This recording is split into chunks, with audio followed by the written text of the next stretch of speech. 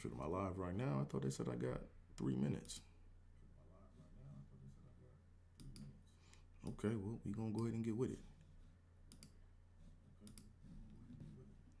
Put this on mute because I just want to make sure my streams are all working. Go ahead and put that on mute. I'm gonna start at 12 just in case this thing. Oh, looks like I'm streaming right now. I don't know what I'm doing. Okay. Here we go. Let me go and shrink this down. Let me go ahead and put this here.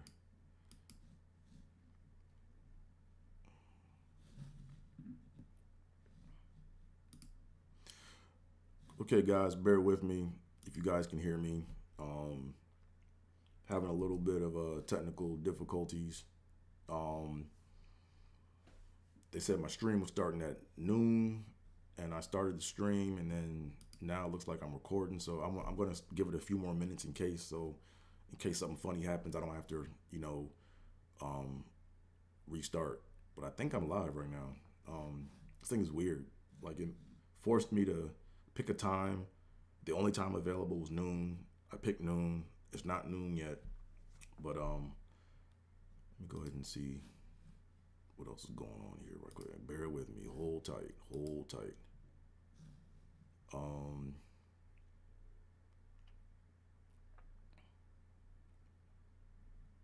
Okay, I'm probably gonna start in a few seconds. Let me see who else is on here. Okay. All right.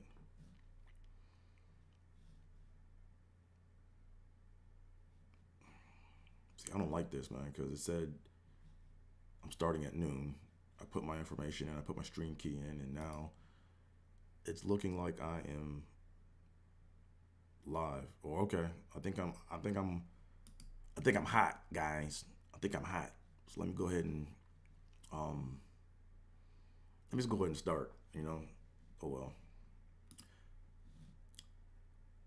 Hey everybody, and welcome to the 38th episode of Trippin with Theobold.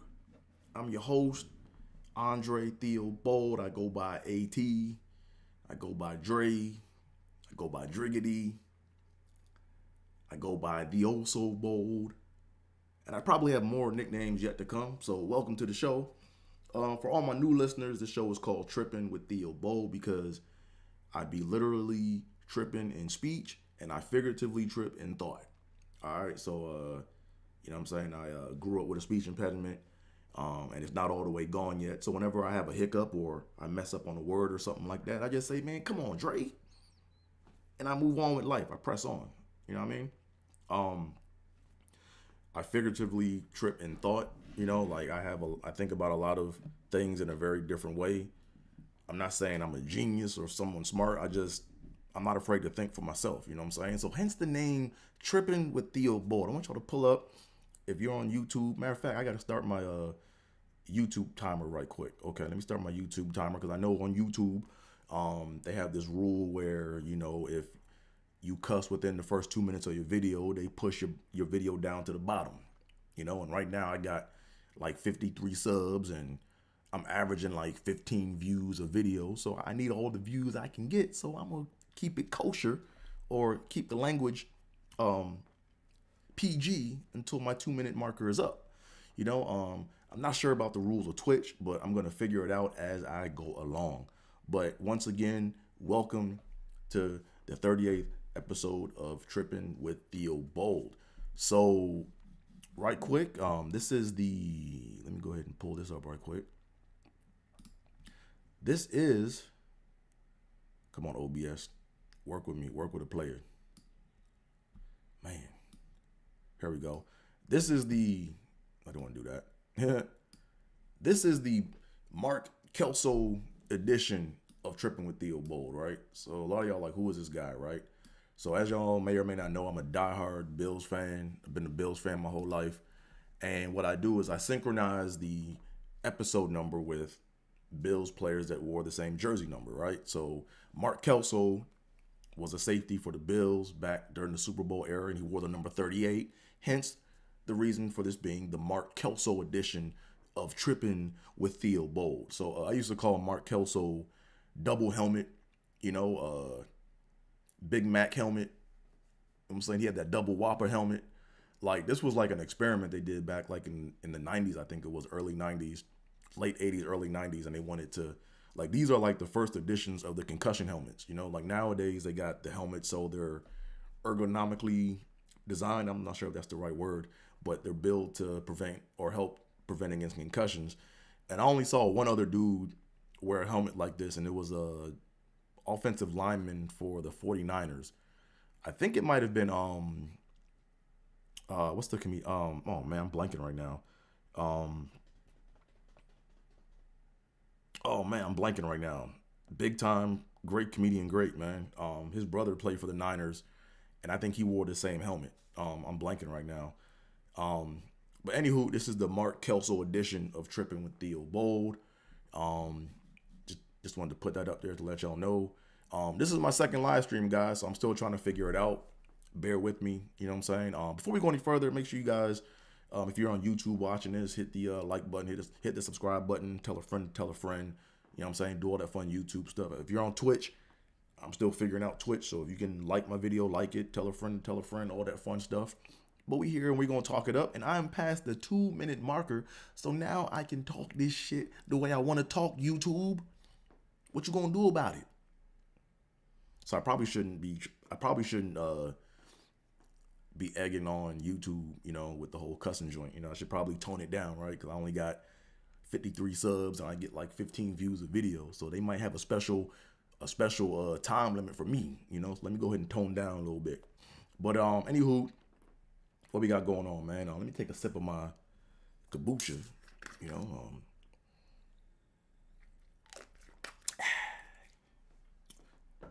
So what we got going on here?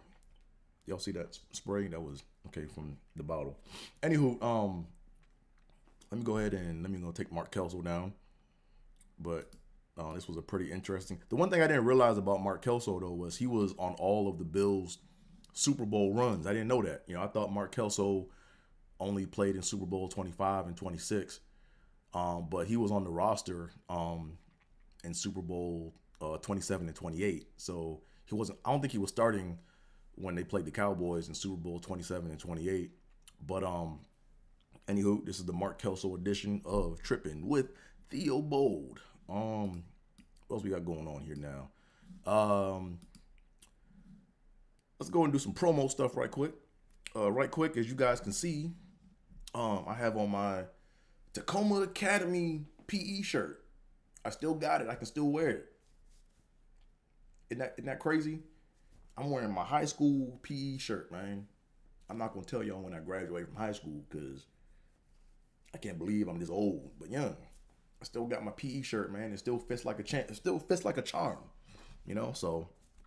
And, so Tacoma Academy was it's a high school I went to in the Maryland, D.C. area. It was actually on the borderline of D.C. and Virginia, D.C. and Maryland. I'm blanking right now.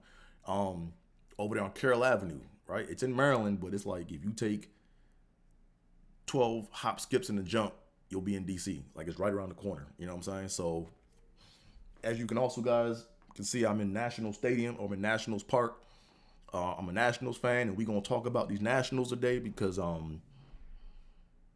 they're really starting to piss me off right now. Not from even a playing standpoint. I'm talking about from a managerial ownership standpoint, and we're gonna talk about them. All right. Every time I start recording, my nose itch, man. I hate when that happens, man. Like it looks like I'm on that booger sugar and shit, but I'm not. I'm drug free. I don't do no drugs. It's just every time, I don't know what it is. Like every time I start recording, my nose itch.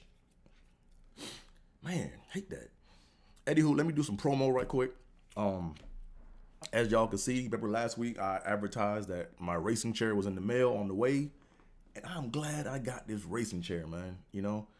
Glad I got this racing chair. The owners, the Lerner family, the owner of the Nationals, they let me rent out the park today to do my podcast, you know what I'm saying? So I said, you know what?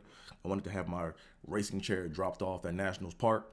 So right now I'm in the owner's booth, And, it's an empty day in the ballpark right now, and clear sunny skies, you know what I'm saying? So, but anywho, I got this racing chair, man. I ordered it, saw it on sale for like 89, 90 bucks, went ahead and got it. And I must say, I'm impressed, man. Like before I was doing these little podcasts in my little conference room chair, and it had like a little bit of cushion in it, but man, my hips were hurting, my back was hurting after talking. But now I got the lumbar support, I got the swivel, I can lean back in this joint, so I can do anything. And this chair is a good chair, man, good quality chair, man. So shout out to S Racer. I'm not even sure that's the brand of the chair, the name brand of the chair, but it's what's on the back of this. So just go on Amazon, and if you want to get one, go ahead and go Amazon it, right? Because you can't say Google, because that's not appropriate. But what else, man? But I went ahead and I bought my own wheels with this chair, because the wheels that come with this chair are the classic black plastic chair, the classic black plastic wheels, and they scuff up your floors or whatever. But I got the wheels that are like clear rubber, and I got the brakes on it, right? So I got the brake on each wheel. So I remember when I looked on Amazon, the wheels that came with this chair, or the wheels that they were trying to get me to buy, they wanted like $50, $60 for like 5 wheels. And I'm like, nah, I'm not paying that for no wheels. And I found these other wheels on Amazon for maybe like 20 bucks. And they get the job done, man. Like, I can put one wheel in park and not go anywhere. Or I can pull the brake up on the wheel and roll around, you know what I'm saying? So happy with the purchase, man. So far my back don't hurt, everything is cool. Life is good. What else we got, man? Let's go ahead and plug. Who else we gonna plug for today? Oh yeah, let me go and plug these guys right quick. See if you guys can see this. Gotta get a little quicker at this. But gotta go ahead and plug Mr. Charlie's, man. Shout out to Mr. Charlie's, man. They're a vegan McDonald's in Los Angeles, man. I always heard about them. I never really tried them out, man. But I had some Mr. Charlie's the other day, and man, I was impressed. Like this food tastes just like McDonald's. Like just like McDonald's. It is crazy how it is all plant based. You know what I'm saying? And a lot of people might want to go do like a taste test or something like that, and they might do a thing where they mix up the McDonald's food with the Mr. Charlie's food, but you don't gotta do all that. All you gotta do is listen to your gut. At least that's what I do, right? Because I haven't eaten McDonald's in years. Like I just don't eat McDonald's because I'm getting of age and I have to go get a colonoscopy pretty soon. You know what I mean? And when you start to worry about those kind of things, you start to research about how the stomach and the colon works. And I didn't know this, right? But every time I eat, like I gotta take a shit, like, you know what I'm saying? And I thought the food was just running through me, you know what I'm saying? But it's not. What it's doing is the food goes into your stomach, and then once the food goes into your stomach, the stomach then sends a message to your brain or sends it to your intestines or whatever, and then it sends a message to start pushing the other shit out, you know what I'm saying?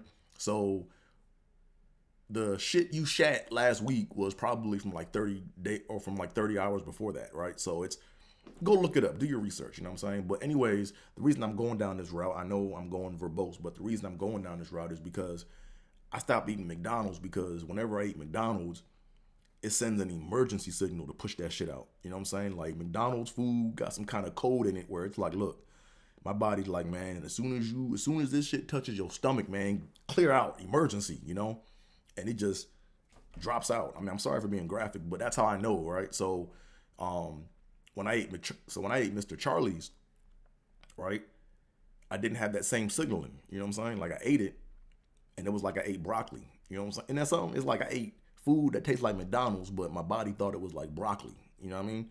So, but it's like, I sound like my grandma now, right? Like, I had a good bowel movement for the past couple of days, and my bowels are pretty good, So, shout out to Mr. Charlie's, man, for figuring this out, man. Real good. Like it's kind of pricey though. I'm not gonna front. Like it is pricey. You're gonna spend like mid-20s for like a cheeseburger, some fries, and a Coke. But I mean, if you want that taste that bad, you can have it and not feel like you poisoning your body. What else, man? and they have the nuggets too, right? So this is the funny thing about Mr. Charlie's. I gotta go holler at the owner because I know the owner a little bit.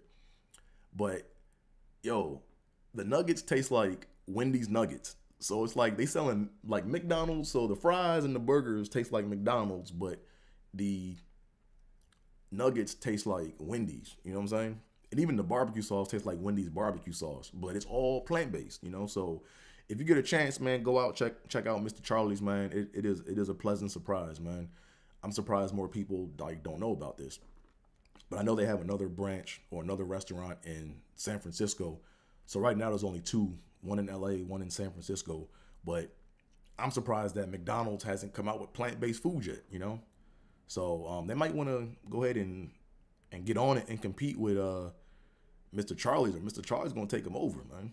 Long term, you know. But anywho, Mr. Charlie's, go check him out. What else we got, man? And as you guys can, let me go ahead and get to the next one. Let me take Mr. Charlie's down. And this is a random shout out from, like, I should have probably shouted this person out a long time ago. But man, shout out to man, hold on a second, let me get it. There we go. LaMix Funk and Groove, man. Man, I wish they were still around, man. LaMix Funk and Groove. So here's the thing, man. A lot of people. So I found out about LaMix Funk and Groove back when I was in Iowa, back in like 2011. Yeah, about 2011. And I was trying to find a good like radio station that played the old school funk and groove music. Excuse me, I got a little cold still. Excuse me. And I looked up and found this station, and they had these mixes on there, man. These dudes, they had like, it was no radio, no advertisement, just funk and groove, you know. And then they had like one or two DJs that would have a certain mix, you know, and they would come on and play either a shortened version of a pre-recorded mix, or they would play the whole extended mix, you know. And man, DJ MP was that dude, man. He had like about 37 mixes, I think. And what I did was back in the day, I'm glad I did this, but I downloaded this.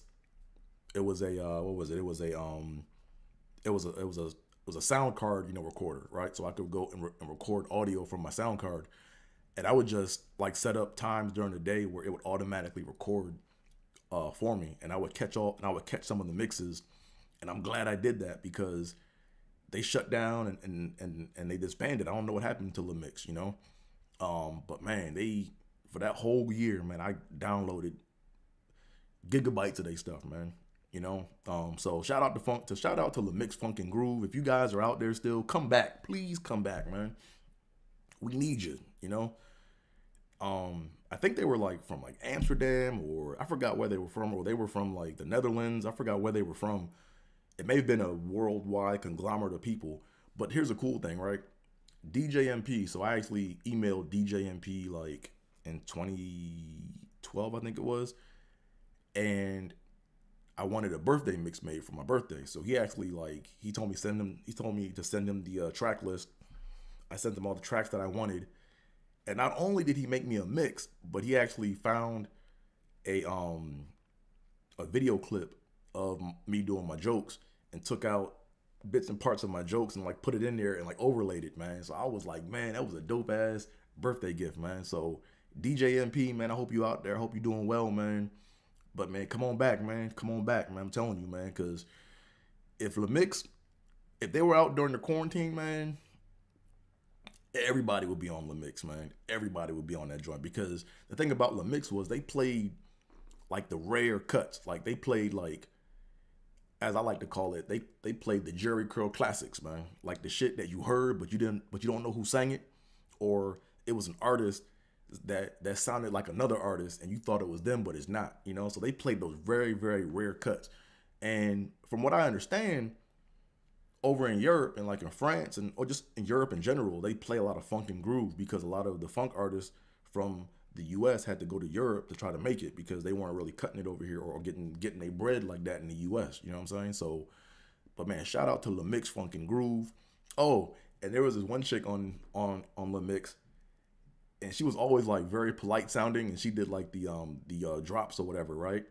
And she would be like, "Hey, thanks for." I can't even. What would she say? She would be like, "Le Mix funkin' groove hits coming next." I can't even. She would say like some polite, some like I said polite. She would say some like polite stuff while the songs were on, but it was kind of like she was advertising for Le Mix, you know. She would say stuff like Le Mix, it's where we play the funkiest hits, like little stuff like that, and she was like so polite, but like DJ MP would be, man, I wish you guys could hear DJ MP mix, man, because it was just it was dope. So DJ MP Le Mix, if you out there, man, come on back, man, get that joint started back up. Please get it started back up. Any way I can help, let me know. I will do what I can to help y'all get started back up because we need y'all. Anywho, what else we got going on, man? As y'all can see, I got my Nationals cherry blossom hat on, and I'm gonna talk about these niggas in a minute, man, because they're really pissing me off. Not the players, but the owners, man. You know, which is why I named this pod or this show or this episode ownership, right? Because we gotta talk about ownership, man. You know, because they're really pissing me off. But as you see, this is a special edition Nationals hat. I think it's a dope idea what they did. You know, DC is known for the cherry blossom, so this is the cherry blossom edition of the Nationals hats. So when I saw it, I just jumped on it and I got it. You know what I mean? So, but we're gonna talk about these bums in a second, man. I'm not gonna waste time talking. I mean, it's a nice hat, but I'm gonna talk about this team in a minute because this is what the crux of the podcast is about. It's about how ownership is fucking up right now, you know, or how they being greedy, you know. Anywho, let's go ahead and get into the sports part of the show. Got some sad news, man, last week. Let me go put this up right quick. Got some sad news. And man, rest in peace, Dwayne Haskins. I got this news last Saturday. It's already been out there for a little bit, but man, this really hurt, you know, because I liked him in college, you know. He had that one great year in college where he threw 50 touchdowns. He was in the Heisman running. And I remember when he got drafted by the then Redskins, but now that they're Commanders. He's from the Maryland, D.C. area. But I thought it was dope that, you know, you have a hometown kid coming back home to play for the Skins or the Commanders. And I thought he was going to be like, I thought he was on his way, man, you know, because he had that fire underneath him. Because a lot of people don't remember, but the Giants picked before the Redskins then, and they picked Danny Dimes over Dwayne Haskins, you know. So Haskins had like a chip on his shoulder. I was like, okay, yeah, he got that chip on his shoulder. He gonna come through, and everything was like lining up nice for him, right? Because who was it? Joe Theismann wore number 7 for the Redskins back in the day, and his number was retired. So Haskins went to Joe Theismann to ask if he could wear his number, and then he was like, yeah, and they reinstated the number. So I was like I said, I'm not a Commanders / Redskins fan, but that was a dope look for the franchise and a dope look for having a franchise quarterback moving forward. So I was really pulling for the dude, man. You know, and I don't know what it is, man, but I feel like a lot of the black quarterbacks from Ohio State, man, they just don't really get. I don't know what it is, man. Like I really don't feel like they get their props when they come to the NFL, or they're put in a situation where they're not really put in a situation to succeed. You know, because for example, one quarterback that the Bills had before, you know, Cardale Jones. You know, Cardale Jones went to Ohio State, and he was a beast in college. You know, and good brother. I met that dude, man. Real nice dude.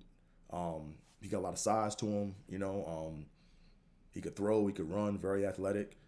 But the Bills then didn't really. I just felt like they didn't really build a team around the quarterback. I kind of felt like, you know, they wanted a quarterback to go out there and be super nigga. You know what I'm saying? Just, you know, they had a half-ass put together team, and I go out there and play. Go win us a championship. That was kind of like the attitude. You know what I'm saying?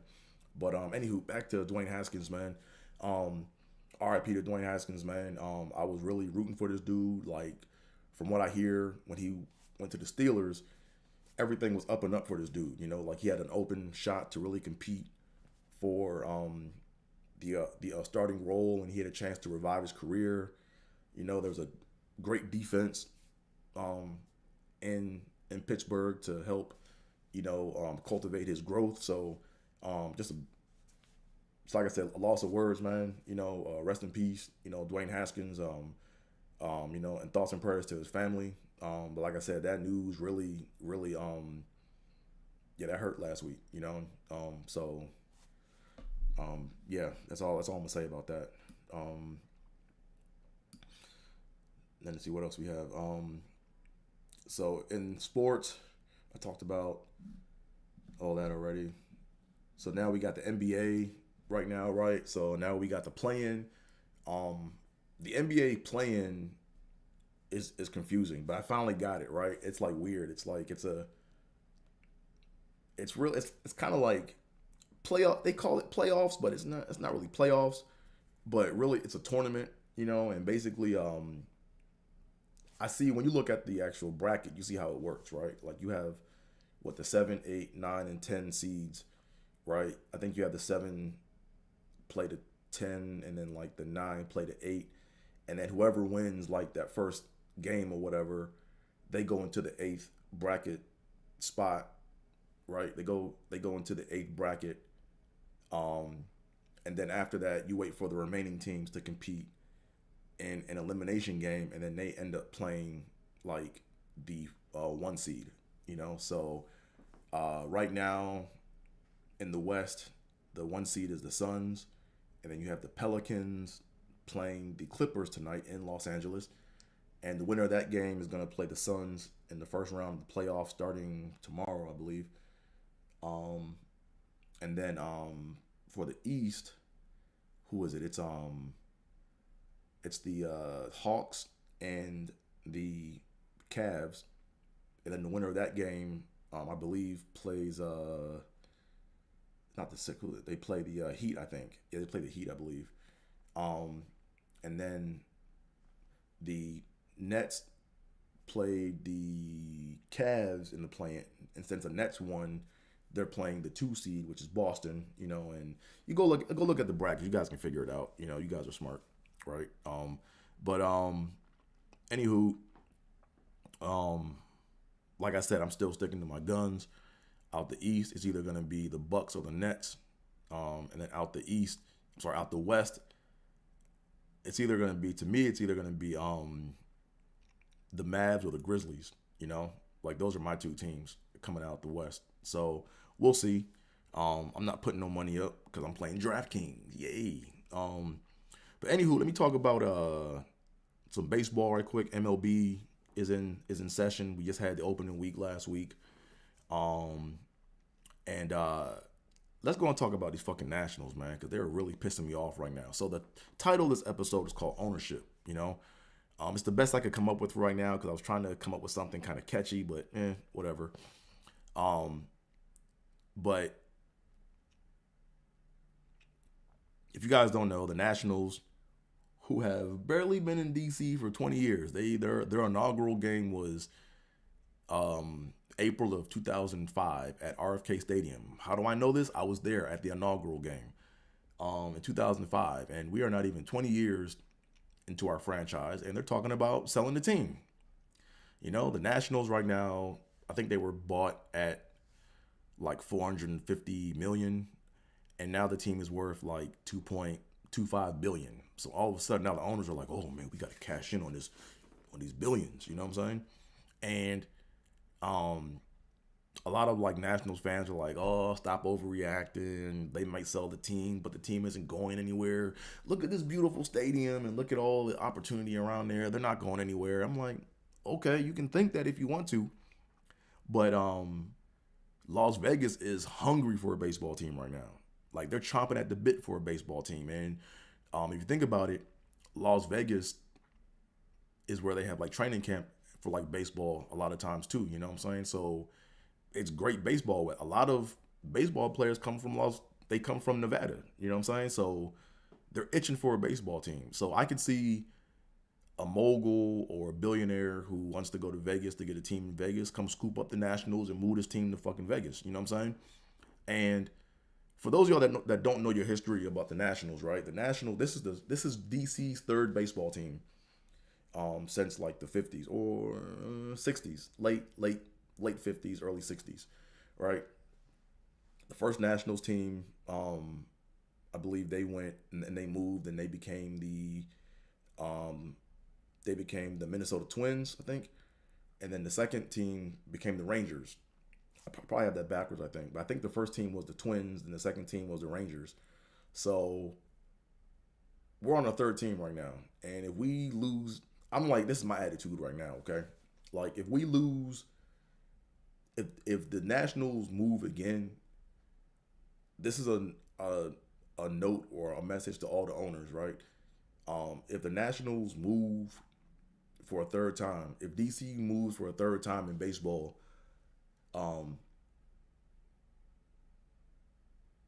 any owner that wants to buy a team and move back to DC, fuck your team. I'm done. There, I said it. I'm not doing this shit. I'm not like if you can't like if a like you got the fans, you got the interest. It's like why not? It's like why fuck with it, you know? End of the day, y'all just greedy. You know what I'm saying? Just say what you are. Just say that you're greedy. Like, you know what I'm saying? If you want to go make a quick billion, go ahead and make a quick billion. You know what I'm saying? But I'm done. It's like I'm tired of being a hoe. You know what I'm saying? I'm tired of, you know, using my hard-earned spend money. I'm tired of using my hard-earned spent money to go back east to make it to a game. Like I go to at least like 3 baseball games a year in DC pre-COVID. I buy all these. I have like 50 Nationals hats. If like you know when the Nationals come to LA to play the Dodgers, like I go support the Nationals when they play the Dodgers.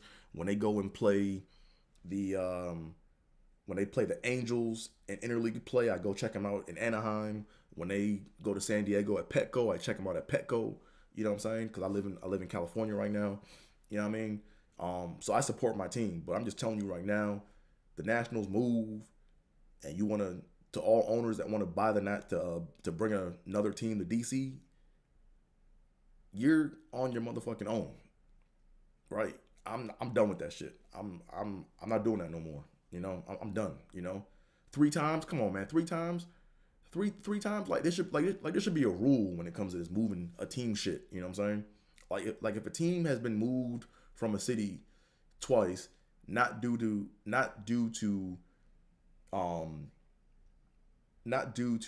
like fan support or whatever, or like low attendance, there should be a rule where if you bring a baseball team into a city, the team can't leave the city for like 50 years.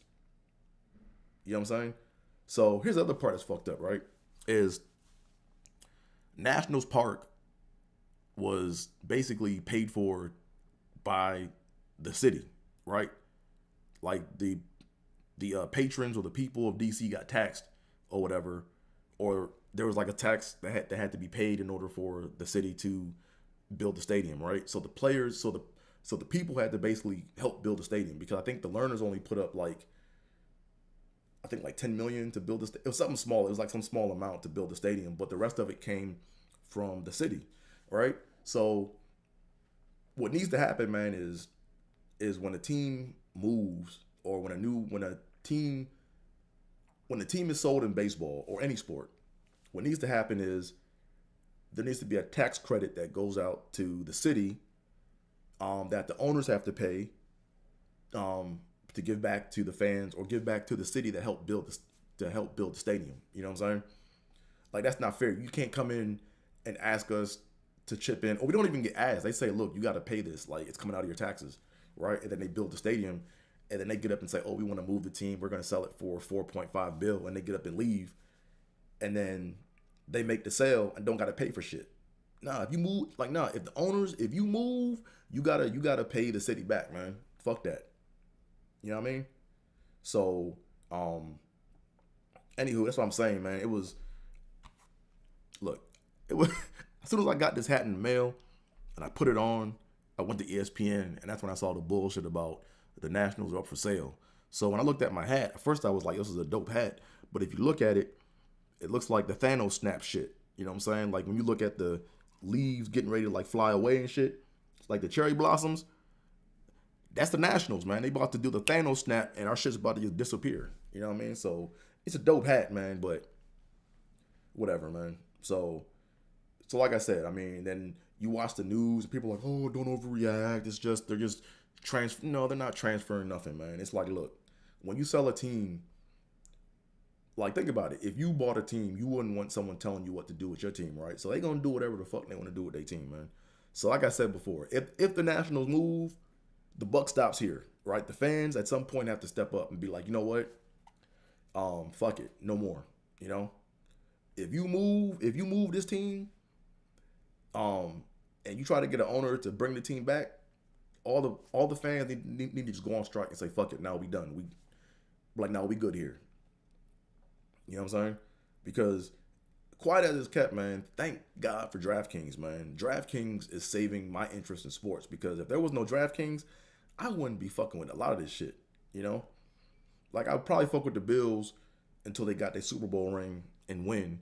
But then after that, I might be done because it's like, you know, when you look at how much money the fans pay to go watch a game, it's like, and then you look at how much the players get and then how much the owners get, it's like, man, that shit is like, it's kind of dumb, right? It's like, I don't know, man.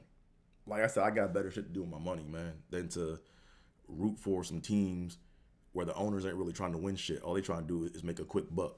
You know what I mean? So, like I said, as long as the Nationals stay here, I'm still rooting for my team. But when they move, don't try to bring these motherfuckers back, man, because I will not show up. I won't buy a hat. I won't buy any gear. I'm done. So this is a PSA to all owners, man. If you want to move a team, especially when you just move the team here, you on your own. Hold your own nuts. You know what I'm saying? End of the day, you don't need me. You know what I'm saying? Go find some other dumb fans to go sell this team to. You know what I mean? But I'm done. Because at the end of the day, it's kind of, here's the thing that's stupid, right?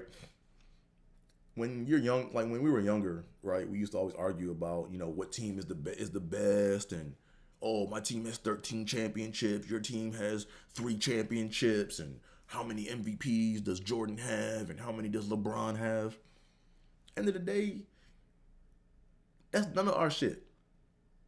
I don't have a champion. Like, yeah, the Nationals won a championship back in 2019, but that's they shit. That's not my shit. I rooted for them to get their championship, but that's not my team. I mean, I root for them, but I can't say that's my championship. I know I sound petty right now, but it's like, it is what it is, man. Like, it just sounds dumb when you argue with people about who has the most championships, you know, because it's like, nigga, you don't have that many championships. You have nothing. Which is why I play DraftKings, right?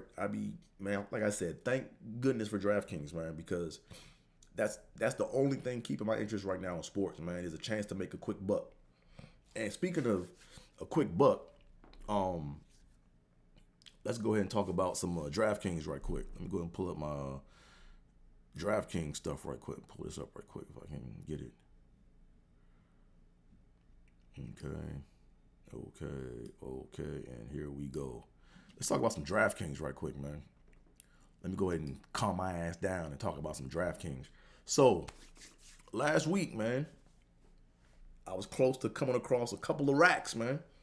Your boy was close to coming across a couple racks, man. So, first of all, I want to give a shout out to Jordan Poole, man. Jordan Poole got me with the okie doke.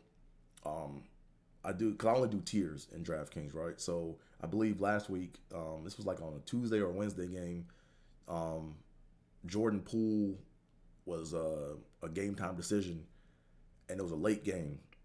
And I had CJ McCollum in that same spot too. So I was like, do I go with CJ McCollum or do I go with Jordan Poole? So I went ahead and I went with, I wanted to go with Jordan Poole because the data said Jordan Poole was going to, outscore, CJ McCollum, but CJ McCollum was healthy. So I was like, you know what? I'm not going to sit or not play McCollum in the hopes that Jordan Poole plays and then he don't play, then I get no points. So I went ahead and I played CJ McCollum. Jordan Poole played and edged his ass out by like 3 points. So I was like 3 points away from like 2 racks. So Shout out to Jordan Poole, man. You know what I'm saying? Shout out to that dude for fucking up my money. But that's what DraftKings is about. You know what I'm saying? And then shout out to Drew Holiday. Let's talk about this motherfucker right quick, man. Drew Holiday. So if you guys don't know, last week Drew Holiday, in the season finale game, he plays for the Bucks. In the season finale game, he like they rested everybody, right? They rested Giannis, they rested what's his name?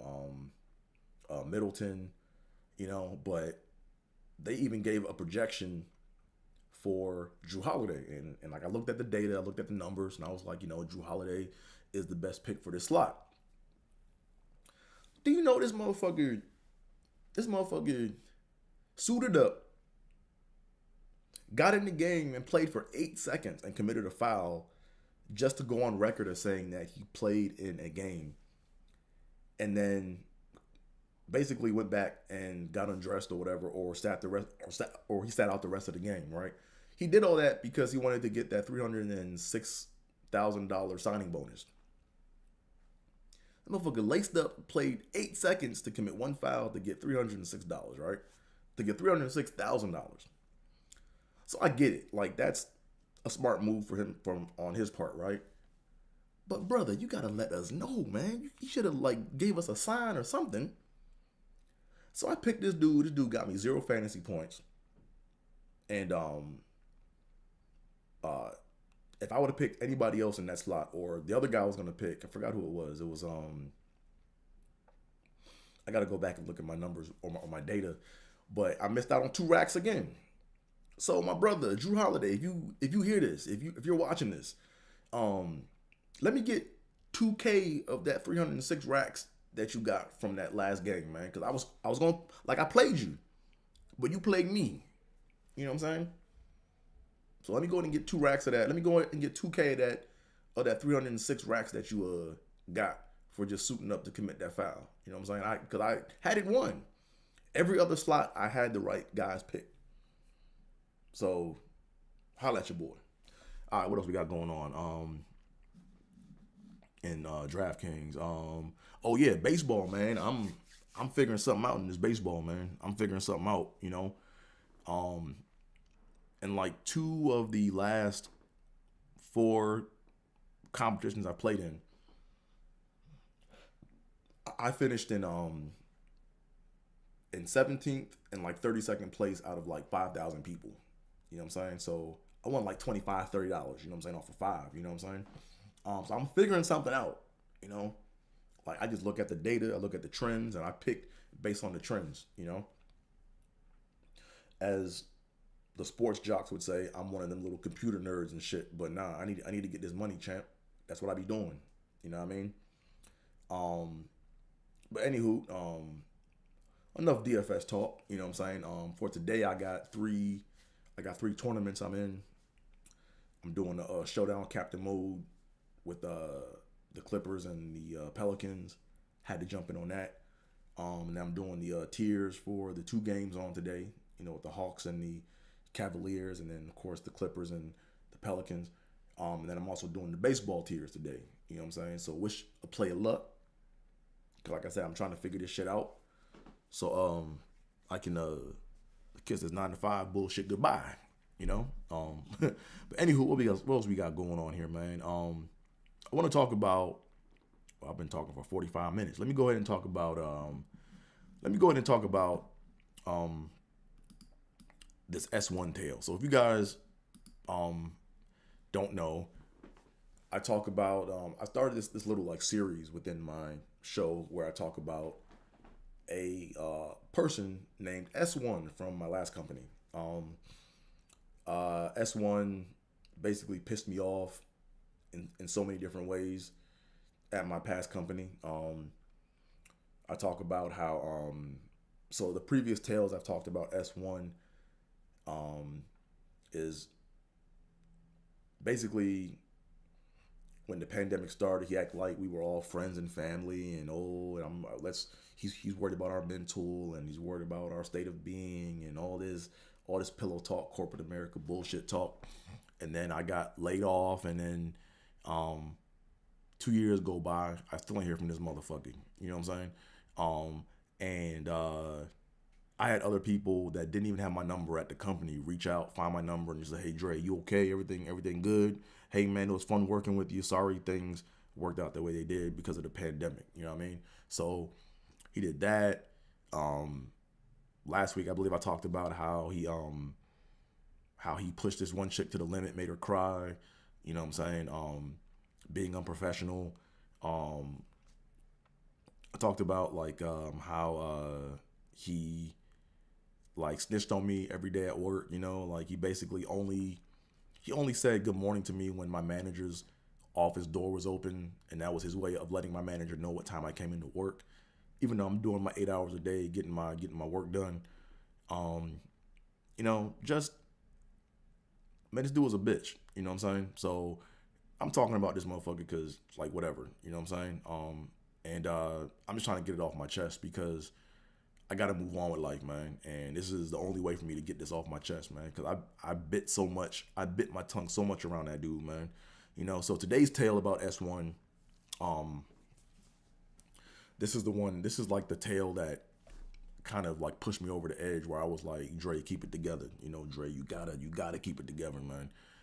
Here's what happened, right? So he came by my cube one day.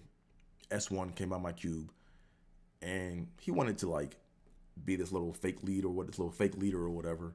And he was like, he came by my cube and was like, "Hey Andre," he's like, "Man, I have this assignment for you, and I think it's a good opportunity for you to show what you can do, and it's a good opportunity for you to shine. I want to see you shine. It's a real simple assignment. It's only going to take you like a week to get it done. It should only be like 3 requirements, and you know, and I really want you to do it because I think that, you know, it's going to really let people see that you're a smart guy." And I'm sitting back there like, motherfucker, I've been doing this job 8 years, and this is like obviously your first crack at doing this job, and you ain't holding it down. So I'm like, okay, let me go ahead and play dumb because he's my lead by assignment, you know. So he gives me the task or whatever, and I look at it, and I do my assessment on what he wants me to do. And I'm like, first of all, how in the hell is he coming up with only 3 requirements for something? Like, you don't, like when you design something, you don't say, oh, it's only going to take me 3 things or 3 lines. Like it takes however many requirements it takes to get what you want. You know what I'm saying? So typically what you do is you do your use case analysis, right? Then you look for your corner cases, your corner conditions, and then you come up with a few models. You play around with like the design. Then you look at if there's already an existing design.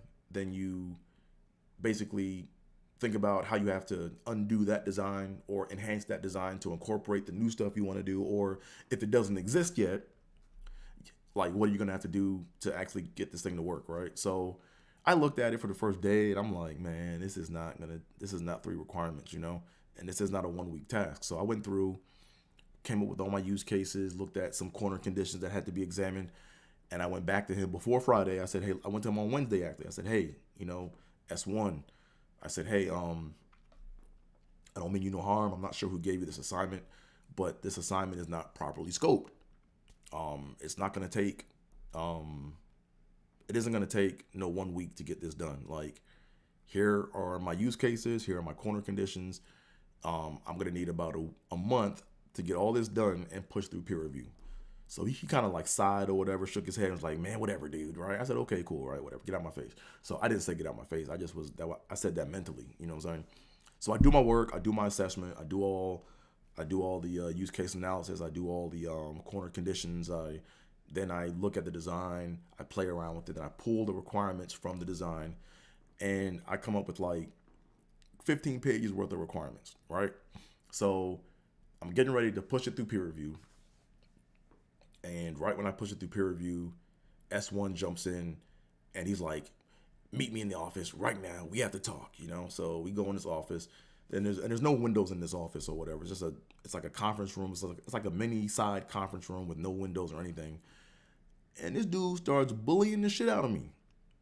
Like, he has like this like red marker pen, and he's like, nah, take this out, take this out. You don't need this. Take this out, take that out. And I'm trying to have a conversation. He's like, no, don't talk to me right now because you're messing up and blah, blah, blah, blah, blah, and take this out and take that out and take this out and right. And he starts shaking and stuff, and I'm looking at him like, he's not even reading the requirement. He's just striking shit out the whole time. I'm like, okay. I'm like, clearly this motherfucker don't know what he's doing, But I said, okay, whatever. What do I have to do to get this check? Okay, well, let me just shut the fuck up. Let me go and get this check, right? So after he like strikes everything through, I then go to the chief engineer, who's like in charge of like the whole overall design, and I point some things out to him. I say, look, I came up with some requirements. I found out that there were some issues with our security. So I wrote these requirements to address these. And my lead is telling me to take these out. And he looked at me and said, no, we need these requirements. Thanks for telling me. You know what I'm saying? He said, go create a CR and go put it in there and we'll make sure that we address it. So I'm like, cool, okay, whatever. So S1 chops my requirements down from 15 pages to like less than half a page, to like 5 requirements, right? So we then have to have our peer review with the software engineering team. So it's like 10 software engineers in this conference room. It's me and my lead, S1. And I pull up the requirements, the 5 requirements on the PowerPoint. And I'm like, I get ready to start the actual review. And software engineering is looking at it and they're like, yo, what the hell is this? Like where are the rest of the requirements at? And I turn to my right and look at S1. He got his head down like he's doing some work. So I'm like, oh, this dude's not gonna speak up. You know what I'm saying? So my thing is this, right? If you believe in something so much, you should be able to stand on it when 20 people are barking at you.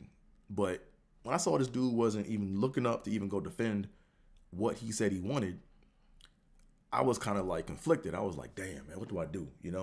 Because right now I'm looking bad right now. It's making me look like I can't do my job, So I'm looking at him. I'm looking at them. I'm looking at the presentation. I'm looking at them. I'm looking at my lead. So on one hand, my gut reaction was Dre, say, oh, my bad. I pulled up the wrong document. I'm sorry. Here's the real requirements, right? But I said, now, if I do that and if I show him up, that's going to make him look bad. And he was the appointed lead, right? So it goes deeper than that because my manager made him the lead. So it's going to make her look like she don't know what the fuck she doing, right? And she probably didn't know what the fuck she was doing, but it's going to make it's going to make both of them look like they don't know what the fuck they doing. And I'm going to be like, I'm going to look like I'm the insubordinate one, right? So I'm like, man. So I'm like, you know what? Let me go ahead and just eat this, right? So I sat back and I ate. I said, hey guys, sorry. Let me go back and rethink this with my team. I'm sorry to waste your guys' time, So we go back. And this motherfucker S1 doesn't even apologize, doesn't say, hey, my bad, you were right. He just acts like nothing happened. From that moment, I said, this motherfucker is not my lead, So what I said was this. I said, how I'm going to deal with this from now on is, now I had to do 2 jobs, right? I had to not only do my job, but the other job was keeping this motherfucker off my tail. You know what I'm saying? So what I had to do was, if I had assignments A, B, and C, X, Y, and Z, I would only advertise things that I wasn't really working on, right? So for example, if I was really working on ABC, I would advertise my status on XYZ only, and it would be small incremental progress, right? And then right when he started to complain about XYZ not getting done and like it's not going to get done by the date, at the last minute, I would swoop in and put A, B, C in the peer review and be like, oh, yeah. I got A, B, and C done already. It's already in peer review. It's already being looked at. So I'm working on X, Y, Z now, right? So I played this game of I had to always like lie to him about what I was really working on so he would stay out of my shit, So long story short, I should have probably left that job long ago. But, jobs happen, You know what I'm saying? Shitty people happen. You know what I'm saying? So the lesson to learn from this is there are a couple lessons to learn from this, and the one lesson is a lot of times, in my opinion, in my experience, great leaders don't want to lead. You know, like if you have someone that wants to lead and they want to be a leader, they're probably gonna be a shitty leader. You know, because this dude S1, that's all he wanted. He wanted his name, like he wanted to be the head honcho. He wanted to be the one that is responsible for everyone's like behavior. He wanted to be the one that stepped up and led. But when it came to him having to take fault or assume responsibility, he was a bitch. You know what I'm saying? Like he always cowered up. And I'm like, man, you ain't no leader. You know what I'm saying? So the one lesson is you can see that people that don't want to lead, that get put in leadership roles, they actually are the ones that are the best leads because they want to do the work. But they're going to use people around them to help them get the work done. You know, whereas people who want to lead, they're focused on the accolades and what it means if people see them in a leadership role, you know, so they focus on all the bullshit, but not the actual work. You know what I mean? And the other thing I learned too is you have to learn, like, you know, when you're working with somebody or for a company, you have to learn, you know, who's your customer at the end of the day, you know?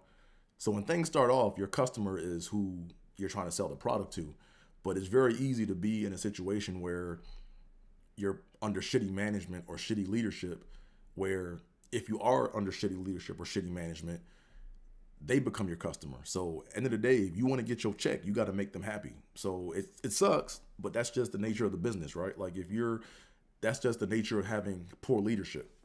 You know what I mean? So long story short, if you guys are in a similar situation at a job where someone's micromanaging you and they don't know what the fuck they doing, you kind of got to take a step back and say, okay, well, should I even be here, right? Is this even worth my time, you know? And if it's worth your time, or if you really need the money, then yeah, go ahead and do the job, you know what I'm saying? But just know that you got to play by a different set of rules. You know, you got to try to work around that person and just let them go play leader while you get the real work done. You know what I mean? So those are the takeaways from that. Hope you guys learned something from that. So that's that. Let me go and talk about this right quick. And we are approaching 1 hour almost. I want to talk about this right quick. Let me talk about this. Here we go. In other news, before I go any further, if you guys are on YouTube, subscribe button, tell a friend to tell a friend. If you're listening to this on Twitch, do the same thing. Do the YouTube equivalent or do the Twitch equivalent on Twitch. And down below, you guys can see all my handles for all my social medias and stuff. You know what I'm saying? So go ahead and follow a player. Excuse me, man. There we go. Let's talk about this right quick, man. So as you guys may have heard, our brother T.I., you know what I'm saying, has been doing comedy for a couple months. And he went to the Barclays Center last week and took a L. You know, he got booed. You know what I'm saying? And I believe he came back the next night and had a better set. You know, but I'm not gonna harp on this too much because I feel like Tony Baker and Corey Holcomb. I feel like they really did a good job of breaking this down. You know what I mean? So, anywho, T.I. took an L or whatever. He got booed off stage. But here's the positives from that, right? Here's what I got from it, right? Like, here's some positives from it. The fact that he was able to complete his set, like, while getting booed, that was dope, you know? But I'm gonna tell y'all right now, man, I done got booed before. I done got heckled. I done froze up on stage and forgot. Like, it's, when you're on stage, a lot can happen, man. Like, I remember I did this one mic years ago, and I was super confident. I came out, and when I didn't get the reaction that I expected that I was gonna get, I like froze up, and I tried to repeat what I said to try to get past what I forgot. and I forgot what I said, and then it was like anxiety. Like I forgot how to make a sound. Yeah, like that shit can happen, man. Like y'all remember the movie 8 Mile and Eminem froze up on stage at one time? That happened to me, man. And so for me, set and didn't like freeze up and have like a meltdown. That's a victory. You know what I'm saying? Like I'm not saying like he should be happy with the booing and the bombing, but that shit could have been way worse. You know what I mean? And the fact that he got up the next night too, like Tony said, Tony Baker said, that's dope. You know what I'm saying? Now that shows that he has like nerves of steel to do this. But what we're seeing is this, right? We're seeing that T.I. is a superstar. He has superstar status. He has superstar credits. So he's using his credits to get access to venues and comedy events that a lot of comics don't even get to. You know what I'm saying?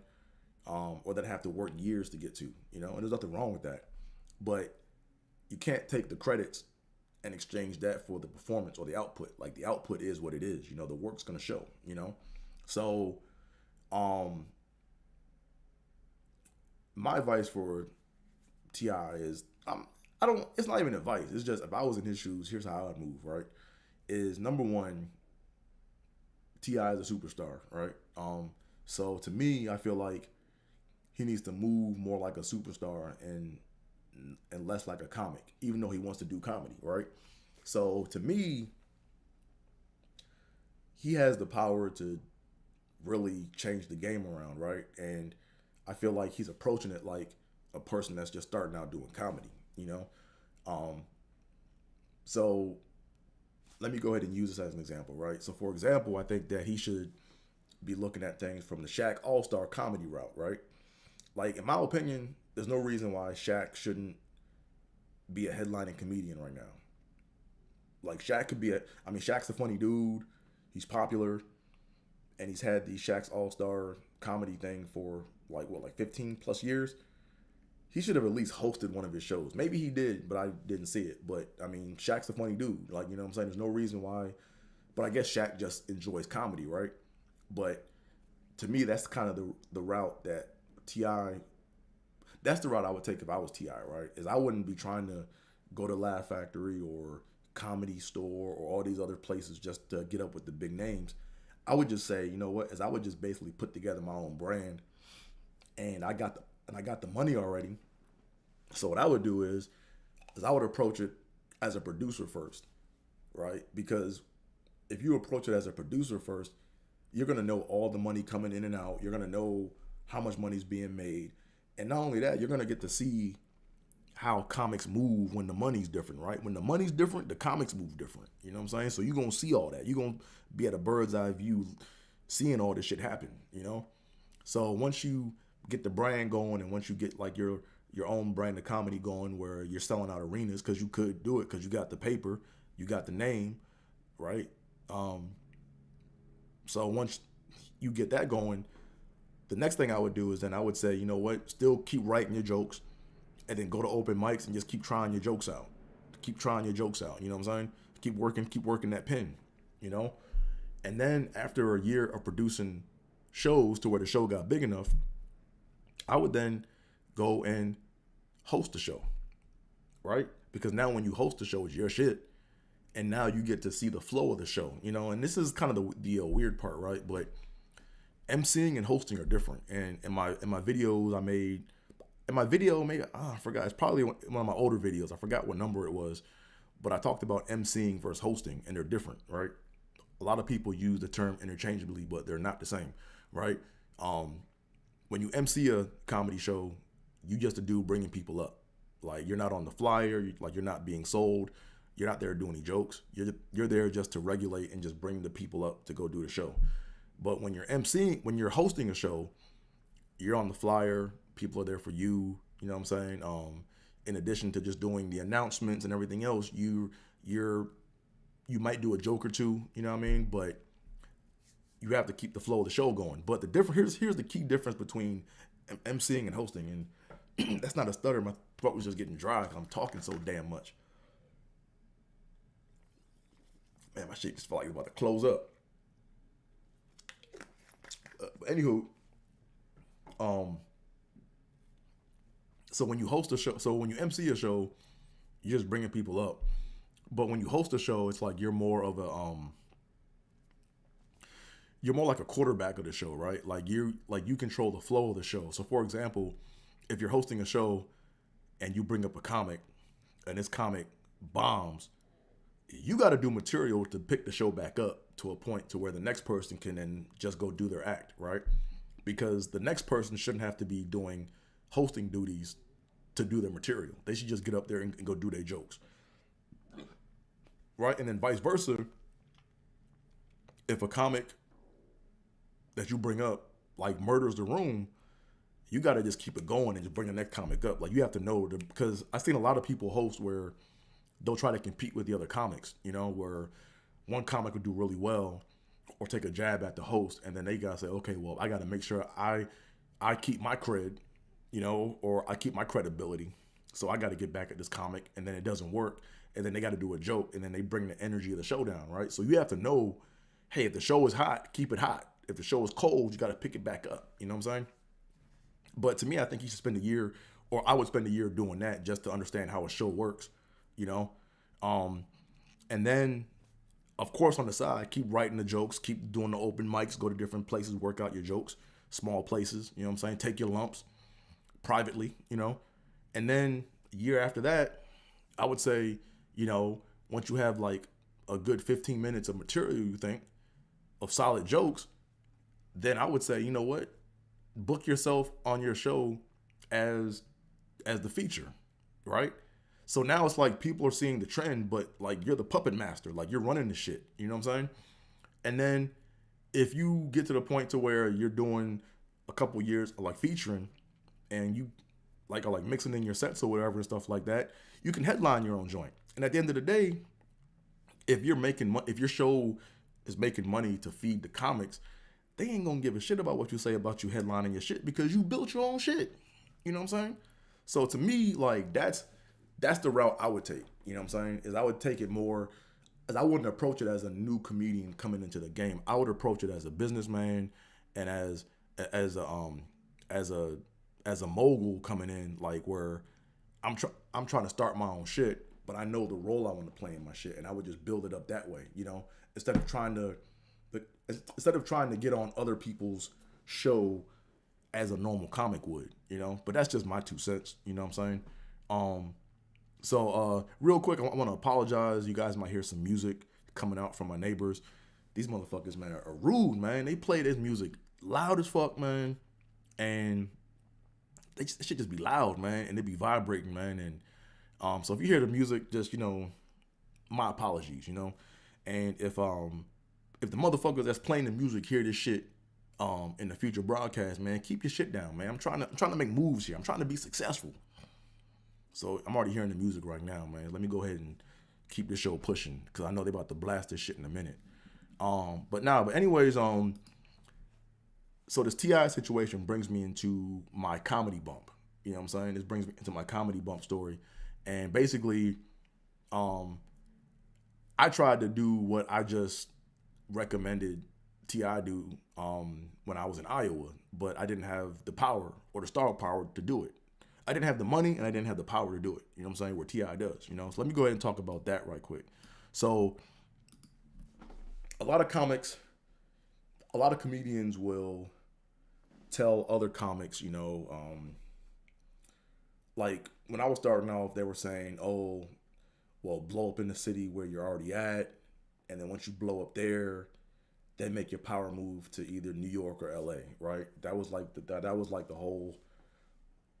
the whole message, like, to me, right? But to me, it's like, as a comedian, you have to make your own decision for yourself. You have to look at your own situation because everyone's situation is different, you know? So my situation was I was in Iowa, and Iowa Iowa had small town money, or they had old money, as they say, right? They had old money, right? Meaning that people through generations had money and they did things a certain way. So even if you came in there with the same amount of money, you were going to run into opposition when you tried to go do your own thing because they saw you as competition. You know what I'm saying? So when I was in Iowa, I tried to I basically tried to get my own night started on a Thursday. It was going to be called Theobold Thursdays. You know, every time the 23rd fell on a Thursday, it was a Theobold Thursday. That happened maybe 4 times a year. Um, I already had a team put together. I had 2 other engineers I worked with.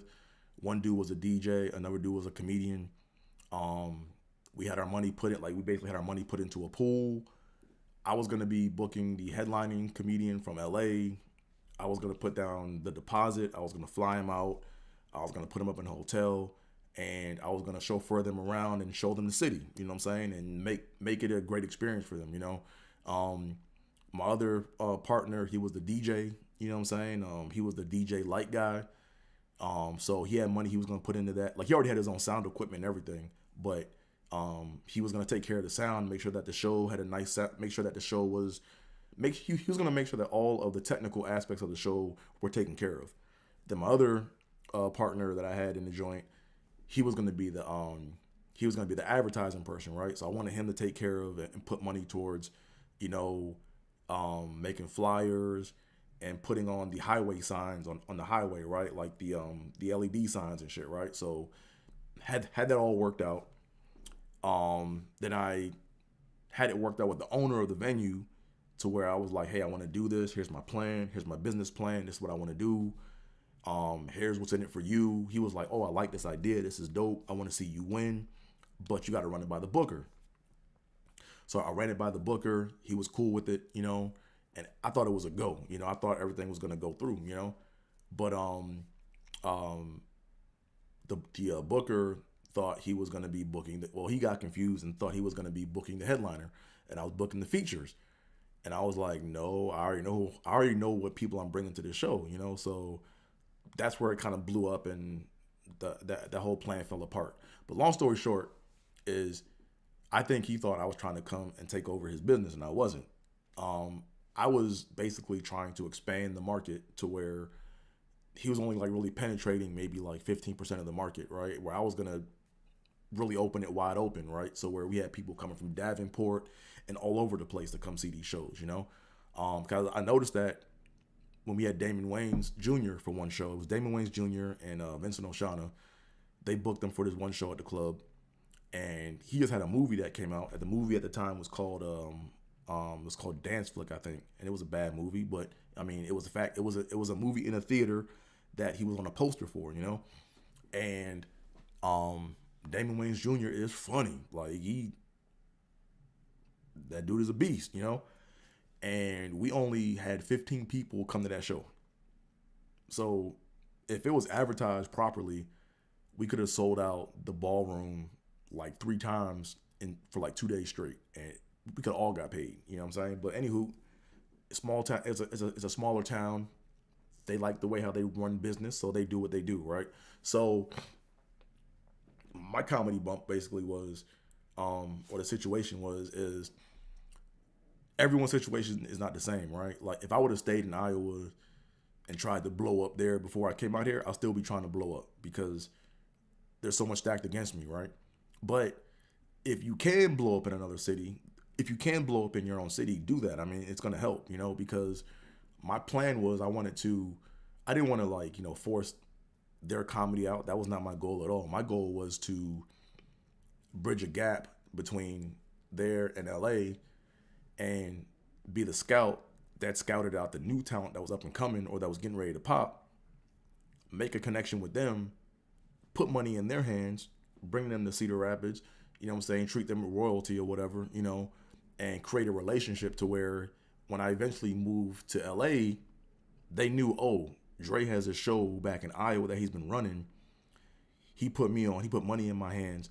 Now it's a whole different conversation because they know I can get the work done, right? They know I can feed, you know what I'm saying? Long story short, that's what I was saying with T.I. I think he has the power and he has the money. To me, it's like he's just go start his own shit, you know, and then start some shit that will compete with Shaq's All-Star shit, you know, and then put himself on as a host or put himself on as a feature or as a headliner, but do that on the side to where he's getting money coming back from that, because I think who was it? Bobby Glanton. Yeah, Bobby Glanton, right? From Zoe Show. He has this saying: if you can lead, you can feed, or if you can feed, you can lead. I think that's it. Yeah. If you can feed, you can lead, right? So that's what I was. So to me, it's like I see T.I. trying to come and move as a regular comedian, and when you try to move as a regular comedian, and you just trying to like go jump the line, of course it's going to create animosity towards other or amongst other comedians and stuff. But if he's building his own thing and then feeding motherfuckers while they come along, people gonna shut the fuck up because he got the money, he got the bread. You know what I mean? But my comedy bump is, like I said before, is I learned my lesson when it came to like trying to blow up in my own city. There's a lot of politics in different cities, and by the time you figure out, it depends on your city, right? Do way too much and it's easier to move to where you want to move to do your own thing. Just go ahead and move, man. You know what I'm saying? Like, don't listen to what people tell you. You know what I'm saying? Do what's right for you, And in my situation, when I kept hitting my head on this glass ceiling, I said, I gotta get the fuck out of Dodge. So I left, It would be nice to have had something. It would have been nice to have had something that I built to where I can go back 2-3 times a year to keep it running, but it is what it is. Who knows? Maybe in the future I might hit it big, and there might be an opportunity for that. Because like I said, I had it all mapped out, man. I had all the theaters all mapped out, all the places all mapped out, and I was gonna grow this shit exponentially every 2 years. So I might be able to do it. I gotta reach out to my contacts again to see where they at. I'm not making any promises, but right now I'm on my own mission right now. You know what I'm saying? So that's my comedy bump story for the day. So what do I have coming up next? Let me look at my calendar. Not a goddamn thing. It's like, nah. If you guys follow me on social media, AT is where it's at on all forms of social media. When I have shows coming up or whatever, I'll post them and you guys can come check them out or whatever.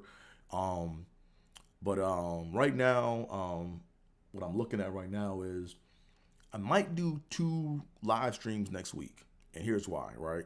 So the month of April is a difficult month for me.